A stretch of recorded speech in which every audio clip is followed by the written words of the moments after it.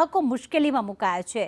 લુણાવાડાના શિવાલય પરિસરના બિલ્ડરે કરતૂત કરી, જેમાં ગ્રાહકો પાસેથી પૈસા લઈ અને મકાનના કામ જ અધૂરા મૂક્યા।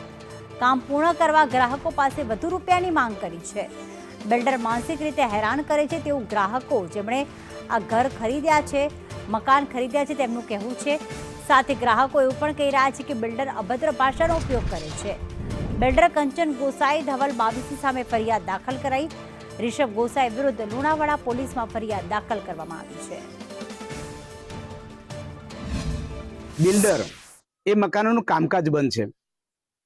હવે ખાસ કરીને ઇમરજન્સી જેમને રહેવું હતું એવા અમે જે સોસાયટીના 90 મકાનો છે, લગભગ 40 થી 50 સભ્યોએ મોટાભાગનું પેમેન્ટ આપી દીધું છે અને જે કઈ સભ્યો છે એમને ઇમરજન્સી રહેવાનું હતું એ લોકોએ પોતે ખર્ચો કરીને કામ પૂરું કરી અને રહી રહેલા છે લગભગ 10 મકાનો। એટલે અમારી મૂળ વાત એ હતી કે અમારું જે સમય મર્યાદા મકાન પૂરા થવા જોઈએ એ પૂરા થયા નથી। બીજું આ જે સોસાયટીમાં છે 2 બિલ્ડરો છે, એક ધવલભાઈ છે ને એક કંચનભાઈ છે। હવે બંને મિત્રોએ છેલ્લા 1 વર્ષથી એકબીજાનું બહાનું કાઢીને અમે વારંવાર રજૂઆત કરતા એમણે એકબીજાનું બહાનું કાઢીને સમય પસાર કરેલ। હવે ખાસ તો અમે કે અમારે મકાન તૈયાર જોઈએ, એ મકાન તૈયાર નથી ત્યારે તૈયાર મકાનની માંગણી અમે કરતા એ લોકો અમારી જોડે ગાળાગાળી કરે છે। એટલે આજે અમે પોલીસ સ્ટેશન આવીને લુણાવાડા ટાઉન પોલીસ સ્ટેશનમાં એક અરજી આપી છે।